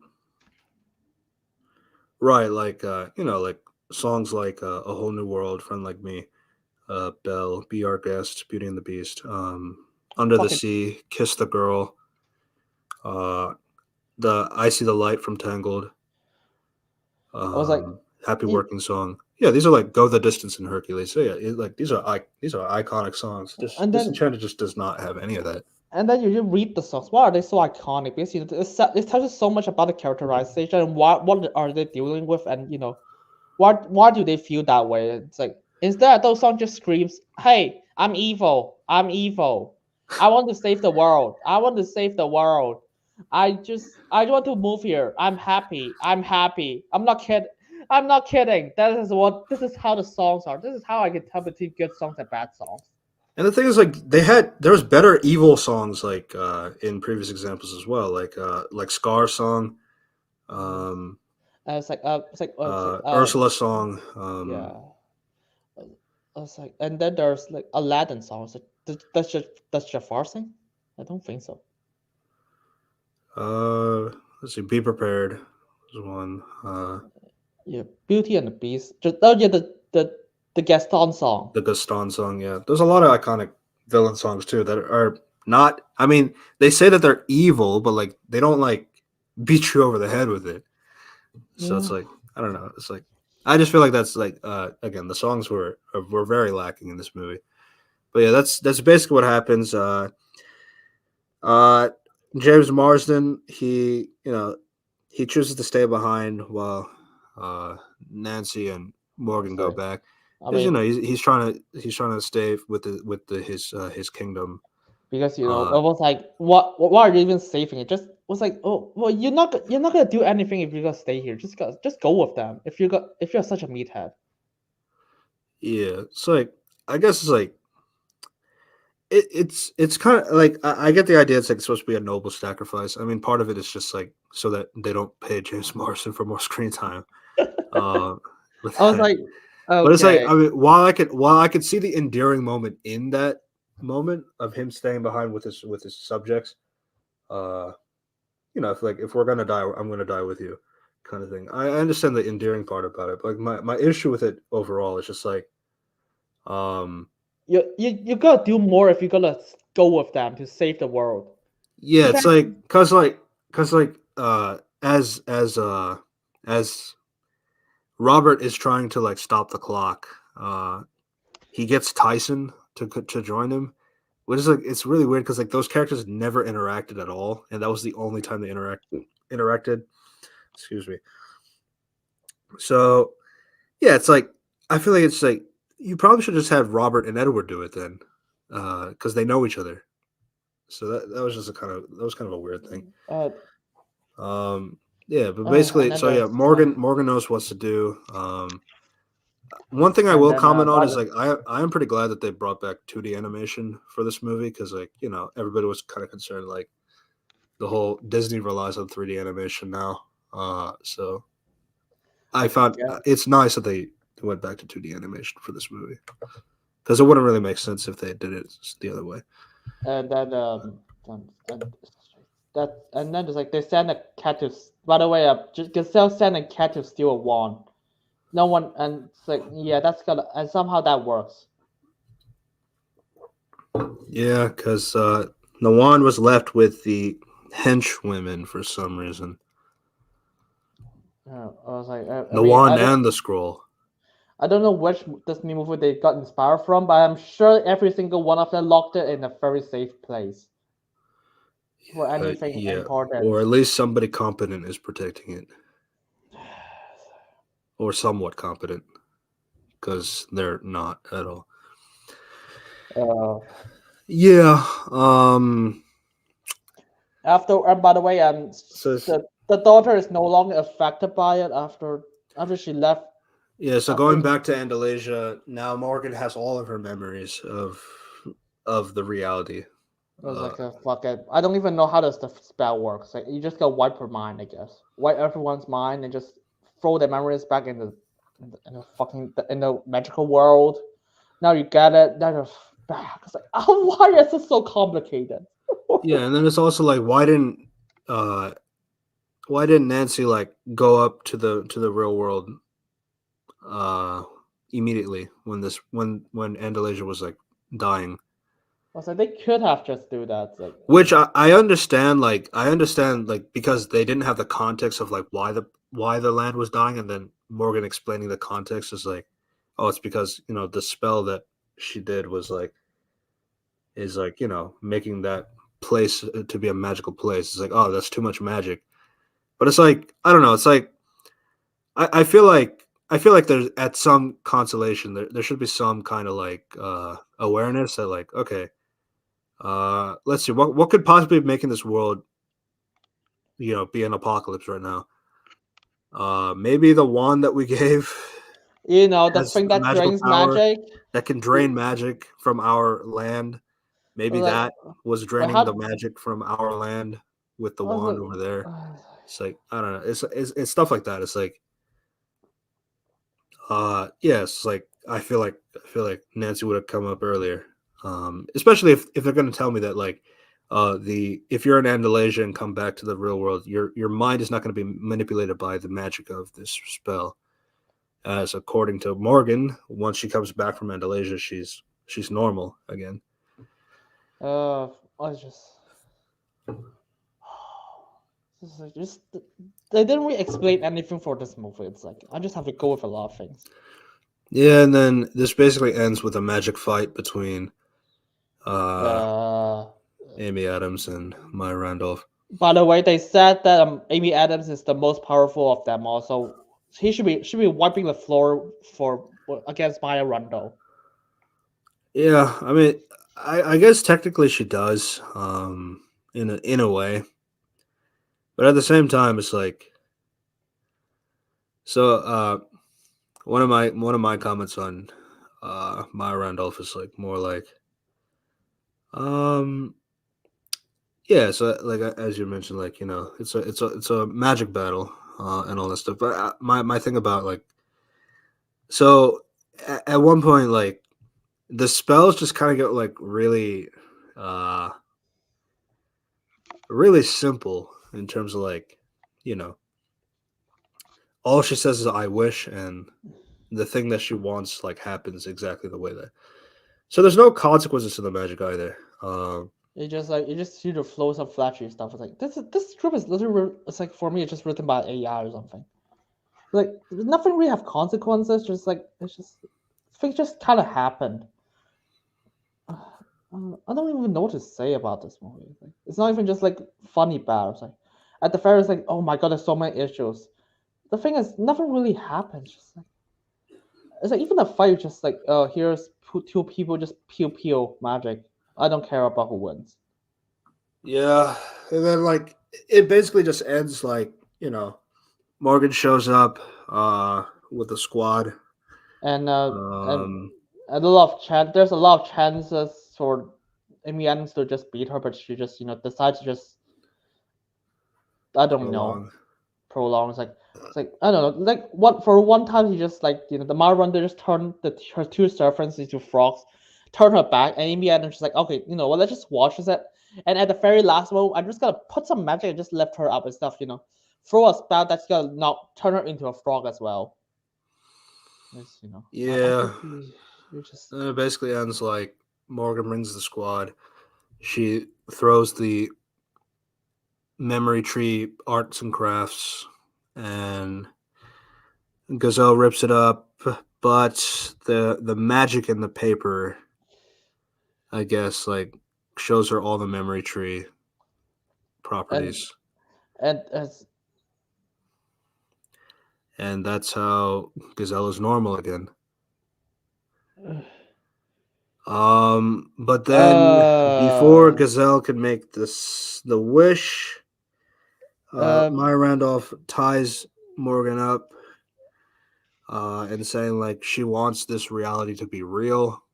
Um, so it's like if you don't give me the wand, I will kill your daughter, what was it? which is kind of weird because like if you make the wish like right away, to like make the wish that everything goes back to normal, then your daughter doesn't die because Was she it? won't be in that binding anymore. But for Yeah, some reason, Giselle just like does it, like she drops the wand. and it's like, and then just like, oh, it's not even like some instant kill stuff. It's just like it's just like some tree tentacles and sleeping potion. It's like, okay, you could just say, I wish, just two words, I wish everything is back to normal. That's all he said. Yeah, especially like with how like she turned the chandelier into glass butterflies. Um, so it's like if it's that simple, you could just say I wish and unwind the magic in the branches. But yeah, that was a weird confrontation. And then Robert and Tyson, like the clock is like starting to do the 12 o'clock thing. So they go to the clock tower. They basically try to stop the clock from making the dings, which just because the dinging is happening, that doesn't mean it's not 12 o'clock. So Unless the fairy tale world was like, okay, the clock is what controls time itself. It's like, fuck. It's like, just the chimes of the clock, yeah. because we're gonna have a lot of questions if that's the case, or when it comes to time manipulation, or just any feeling can just use the clock. uh, Yeah, oh my, yeah, everything is dying from Andalusia. Which the part that I don't understand is so like branches are coming out from the ground in the real world. So they explain this like, oh, this is from Andalusia. Uh, these tree branches and all this stuff, like these vines that are happening, that are sprouting out from the underground. So it's like, so I'm not really sure like why is it breaking up the earth? Um, if they're taking the magic from Andalusia in that sense. So like what should be destroying the earth in this sense? And like obviously like the other problem of course is like, you're destroying the earth. So yeah, there's that. Jesus. So yeah, everything in Andalusia is dying, including Giselle. Um yeah, so if Andalusia were to die, then Giselle would die as well. Which is Uh, interesting to think about. Then like would yeah. she live forever in that sense in the real world? I, Like would she outlive Morgan and Sophia and Robert? I feel like she should. I got If no idea. if she doesn't age like that, unless Andalasia dies, then she would die with it. To be honest, I don't think the writers know either. Just she's like, Yeah. she's like, I just write stuff. Yeah, I mean, obviously, like one of the things is like one of the things James Marsden was saying is like they've been talking about a sequel to Enchanted for a long time, and it's like like if they want to do it, you should probably do it soon because like we're not going to get any younger. But it's like James Marsden and Amy Adams are kind of like notorious for like not really looking their age at all. So honestly, that wasn't really a problem for them, but yeah, it's like I just found that pretty funny. Yeah, but because that's been stuck in production hell for like over 12 years already. It's like, and they actually Amy Adams actually signed up for the role since 2017, Right. and the Yeah. film was set to be in the same year, 2017. Hmm. Yeah. So you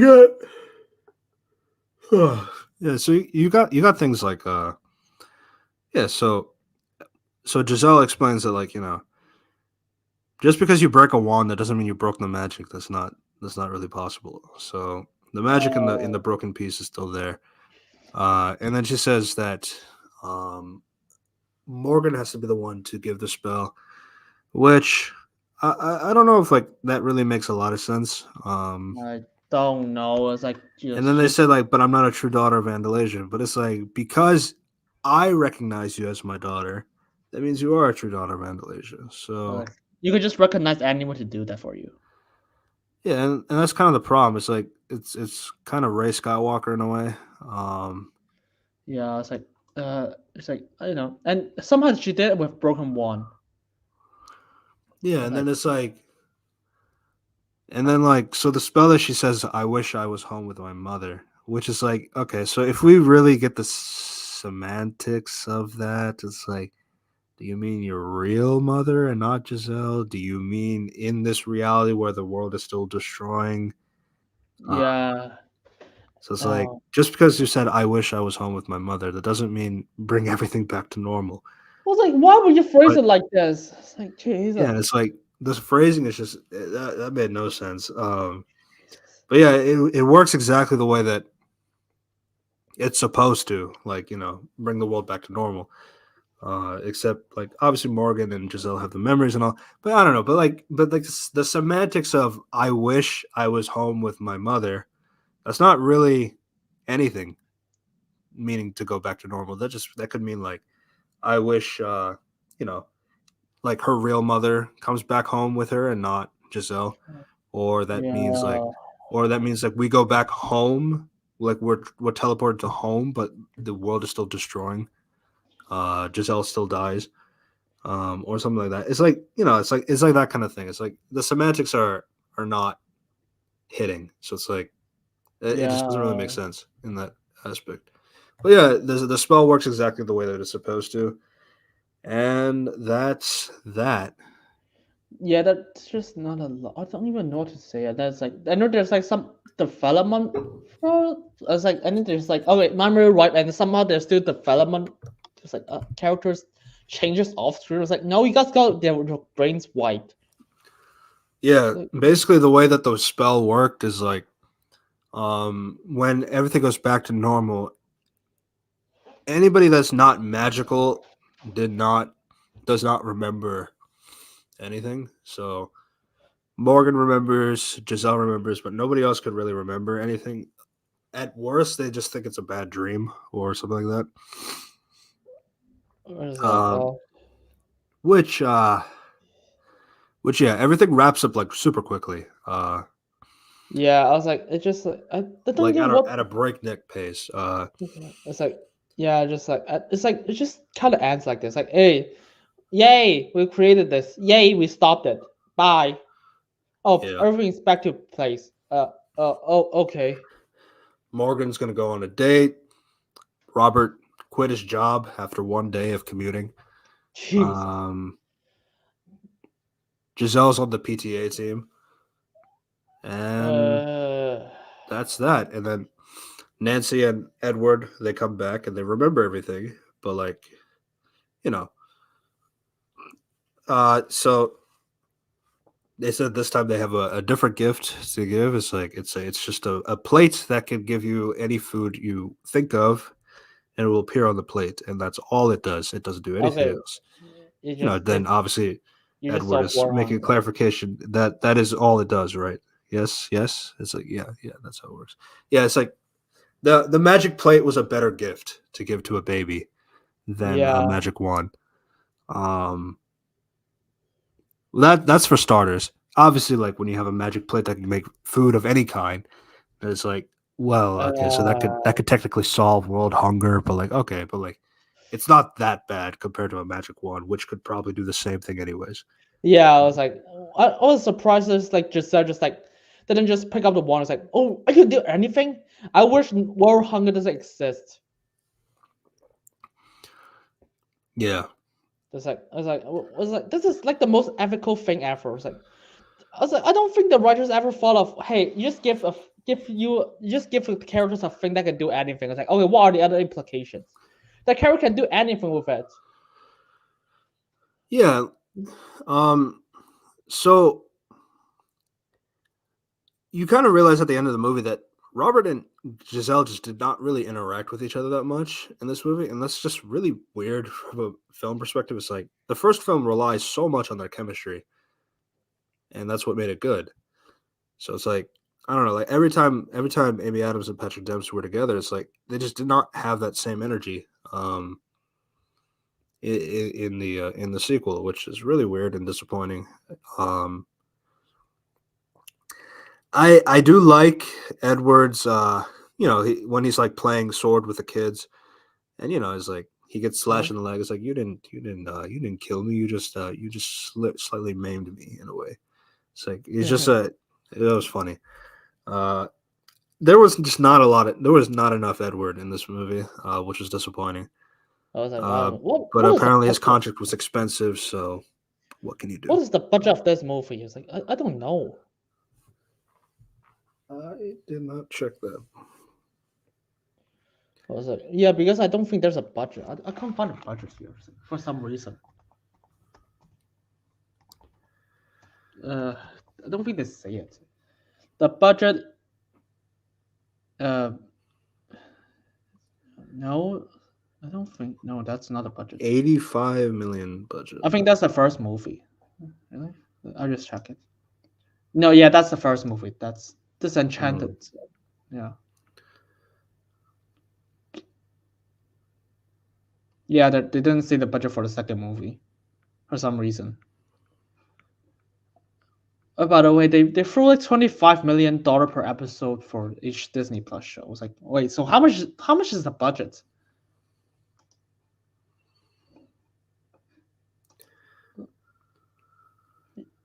You gotta consider like they got Samuel L. Jackson for Disney Plus projects. Like, oh, so it's like, wait, how much budget is there for the movie and James Marsden's contract?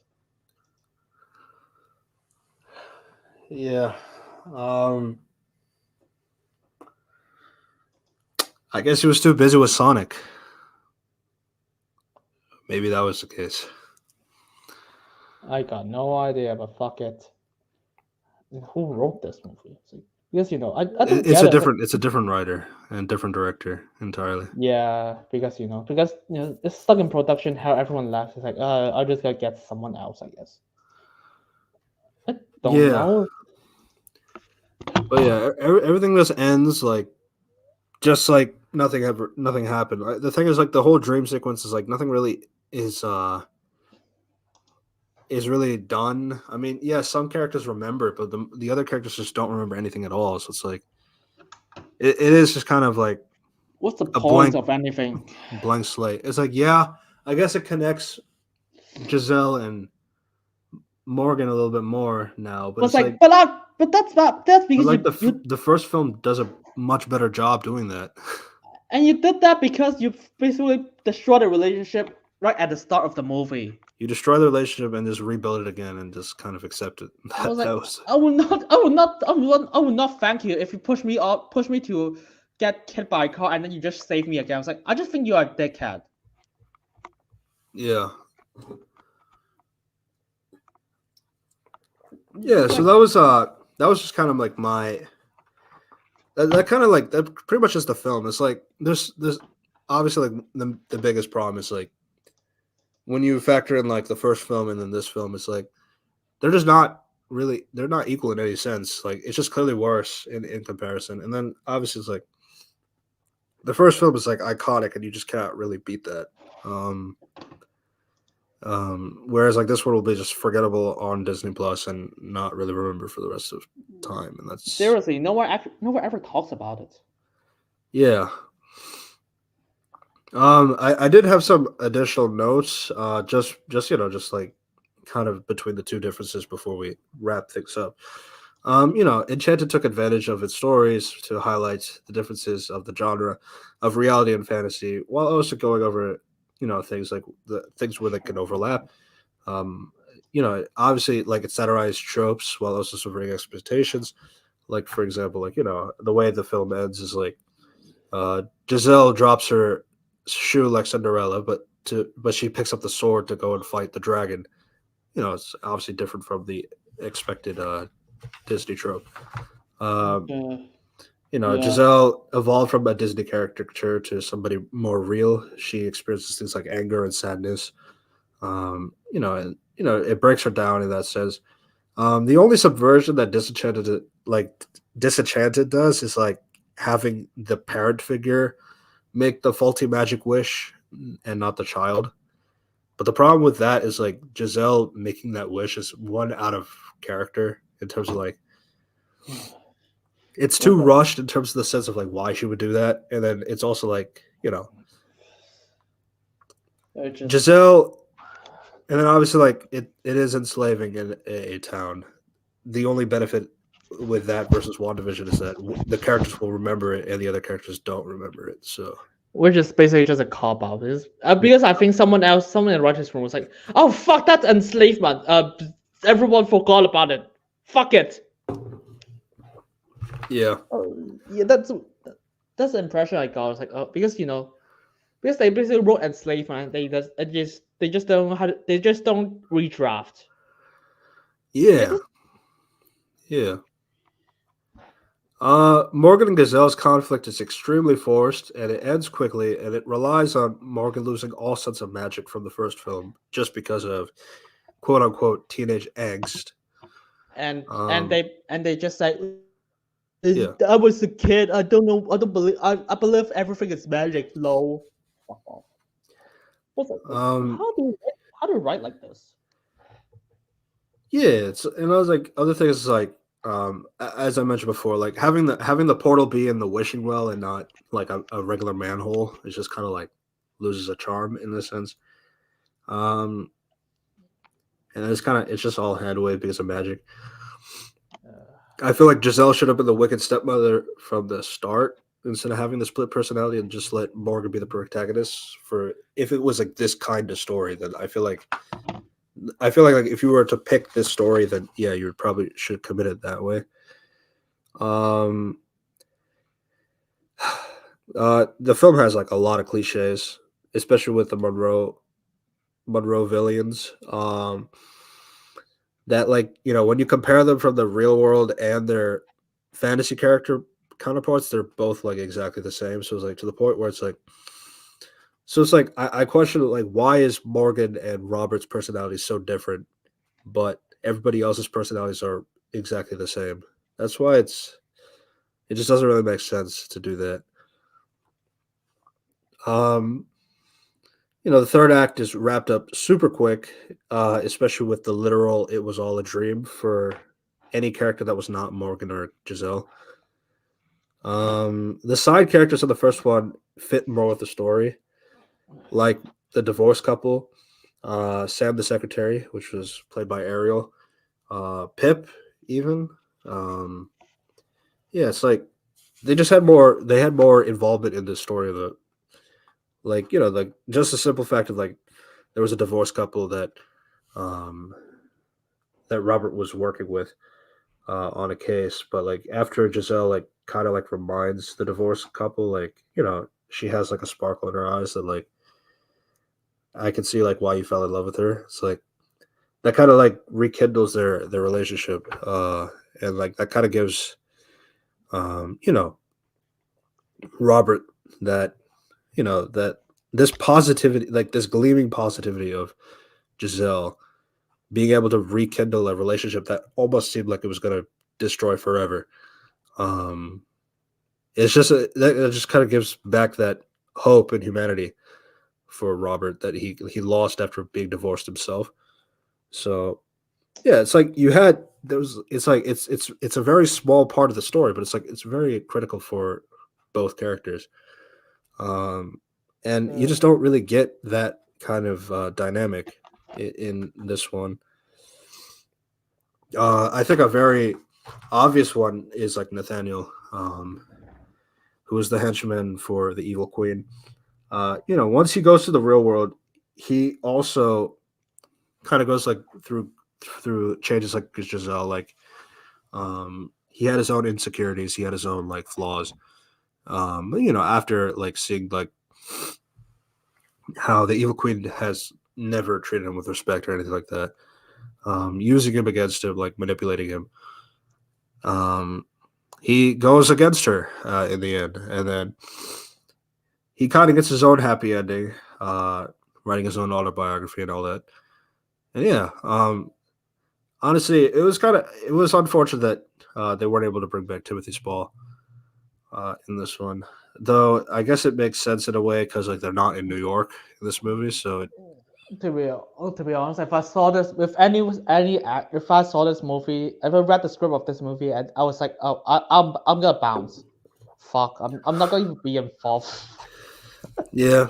Because as I said, Jodie Benson was supposed to be in the movie Sam the Secretary, Ariel, but Yeah, because like they cut out the New York section of the film, so that's why she was cut out as well.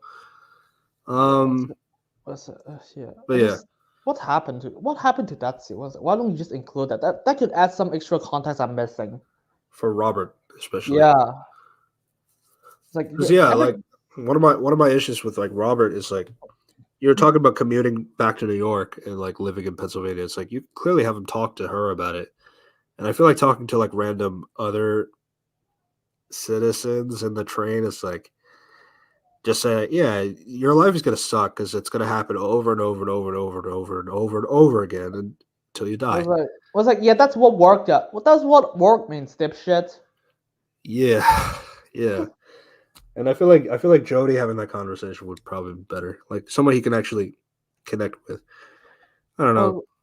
Oh, I was like, and then just like Kefir says, like, okay, actually have other dreams. I just don't want to do this. Like, okay, that's something. I was like, no, you're just like, what they say is just, yeah, that's work. Okay, uh, okay, Yeah, and it's like, and then as I mentioned before, like the original film having the likes of like Mary Poppins, Ariel, Belle, and the singing voice of Pocahontas, like yeah. those references there, like past Disney products. It's like this film not having any of that is like kind of like sets it apart as well in a bad way. Yeah, Um, I was like, though it's like I wouldn't really want them in this movie either. yeah, Um, don't know what to say. It was like, if I'm gonna change this movie, I'm just gonna have a bad guy instead of, I don't know, creating a bad guy. I just gotta like, okay, here's another guy from the fairy tale land. She's here because they gave the magic wand away, and she wants to take it back because she thinks that belongs to her. Fuck it, I'm just gonna make them a bad guys. Instead of they just like, yeah, you know what, I'm just gonna have this. I don't even know what's happening.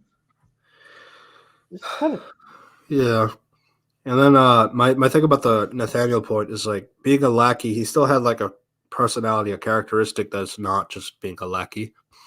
So it's like when you compare him to the henchwomen, Shirley and the other one, um, they're the same. Like before, after, during, and after the dream, like they're just lackeys, and that's it. They just have no personality outside of that. Um, So that's unfortunate. Obviously Shirley, as you know, she's also uh Nicole from Drake and Josh and all the other iCarly and Nickelodeon shows. You know, she's iconic in that sense.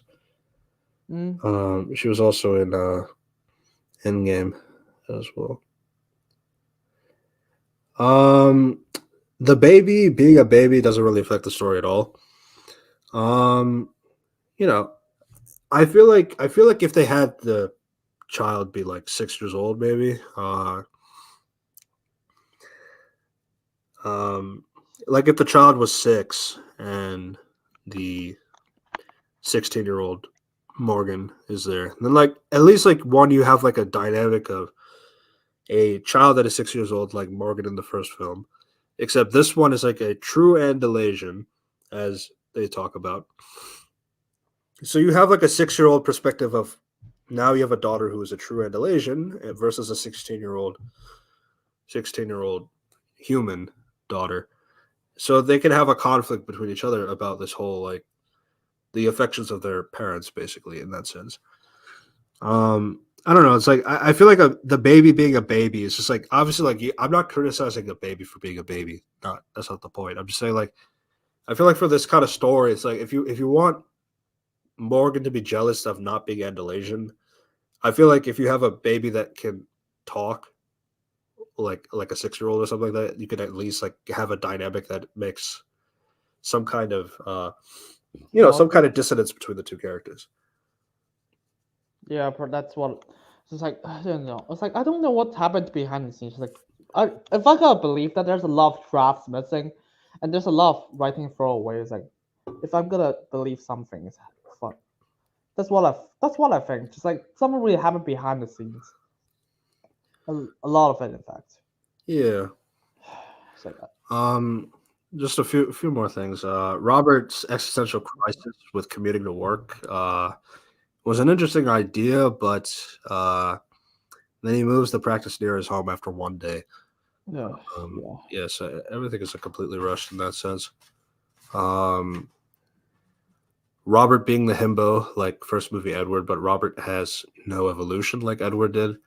Um, he was separated from the other characters for most of the plot, and that just affected the pacing in general because like his adventures was mostly just wandering around It's like like an idiot.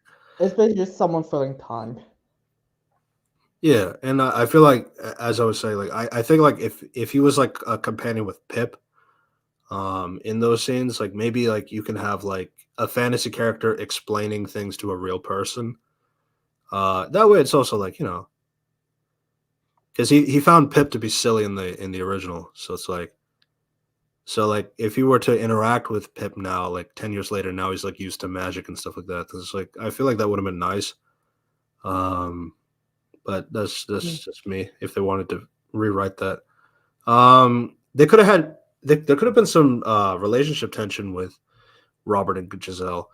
Like like if she was missing the fairy tale life, maybe Robert tries acting more like Edward in a way to help. But then like obviously the simple resolution is that Giselle wants Robert to be himself, something like that. But like something simple like that could have been nice as well. Yeah, that Uh, could be something. Instead, they choose to do nothing with it. That's a shame. yeah. And then obviously like there's the problem like if Robert is able to commute to the city, then Morgan should be able to do that as well. Because like Mm. if she's been on the subway for 3 years I was like, I by mean, herself, so it's that's like what phones are for. I mean, it's so easy to use a phone nowadays. You have no idea. You just get a train. yeah. Also, they really just stop explaining anything. This is so baffling. It's Yeah, like, and it's like, and then you have things like things that don't really make sense. It's like, uh, she tells like after Morgan's clothes are burned, Giselle tells her to go through her closet and pick out clothing for to wear. But it's like Giselle is a fashion designer. Like she can make new clothes for Morgan. So like I don't know why she would suggest something like that. Like I feel like she would make the clothes herself and not ask her to wear like her clothes in that sense. So I don't know. I just found that that's like a nitpick, but it's kind of weird. they don't really address her ability to, you know, make clothes, which is what was kind of one of her things in the first one. As I mentioned before, I think Maya Rudolph could have been like a loser in the real world, where the other two characters maybe picked on her. Then the fantasy world kind of shows Maya's dream of power coming true, and then her being a leader in both realities kind of makes it hollow as a character. Another thing is like maybe because like another thing is like Morgan gets bullied in the beginning of the movie in the real world. So it's like I don't know. It's like maybe they could have been like really nice to her, in a way, and like maybe the dream world like they're like bullies there. So it's like maybe that kind of feeds onto like Morgan's insecurity of being the new girl in this area. Uh, Yeah, that can also work. yeah, it's like just have things like where the characters are different, but it's like maybe it's like, but like also like it's a dream world, but it's like maybe have the dreams fester from somebody's personality or like somebody's point of view. Whereas like since everybody's acting the same way in both realities, it's like I don't know, you kind of just lose like you lose the imagination in terms of like what you do with it. So it's like and again that's just ignoring like just ignore the enslavement part of the story. Yeah. So Yes. yeah, yeah, and that's basically it. That's basically my points. Yeah. We should start. To be honest with this, yeah. I don't. We really don't have much to say about this movie. And we just want to discuss it because we talked about it beforehand to discuss this movie. Uh, we Yeah, should. because I've always wanted to like talk about it in the sense like because obviously like when you compare it to the original and like I know like a lot of people it's like oh but like you're probably blinded by nostalgia. It's like Yeah. I mean I maybe I mean Uh, I rewatched Enchanted twice and then I watched Disenchanted. Like I don't know because I had a really good time with Enchanted, um by the way, and and also I don't have any nostalgia for Enchanted. It's like because Red told me to watch it before I watched this Enchanted. I was like, oh fuck, oh sure, why not? That's basically why I watched the movie. It's that stupid. yeah. Uh, um Yeah, so again, Enchanted was really really good. Um, there's one Disenchanted that is really really bad, yeah, like how and it's just another case of Disney sequelitis, where they completely missed the point uh of their own movie and you know it's like they just do something new that it sucks. So yeah, that pretty much is it. yeah, that's like yep. Disney just couldn't just keep shooting themselves in the foot all the time. I don't Yeah, to and be it's honest. just like it's a kind of the weird things like did anybody want an Enchanted sequel? Like, I fucking I don't. mean, you can make a sequel. I'm not. I'm never gonna say you can't make a sequel to anything. But like, obviously, like when it's 15 years later, you got some things to talk about. You obviously want to make a new conflict, a conflict that probably will suck, especially nowadays with how very shallow-minded our creativity seems to be nowadays on the Yeah, Disney side. So this movie's concept just doesn't go beyond. Wow, I want a fairy tale war in real life. yeah, What that that's that really really it. shows. That's really shows because you can really tell there's no character work during the fairy tale war. It's just like really evil step people. Just like the plot is bare bones as shit. Yeah, especially when you compare it to the first one, where there's a lot of character work throughout the film, Yeah, uh, no matter how big or how small the characters are, and that's really the and disappointing part. yeah, and the parts with characterization is just like ruining, just like destroying characters. Like, okay, like okay, you're not even doing it well. Like But yeah, that pretty much summarizes our thoughts on Disenchanted. And we wanted to keep it a bit simple for this week because I got a busy weekend this Yeah, weekend, so same. I got stuff to do afterwards. So but yeah, we're just we'll be back next week and talk wait. about Echo. Yeah, Um, that's yeah. I seen it. He hasn't seen it. If you're wondering, so yeah, so anybody in the comment section, don't comment about Echo. I would appreciate it.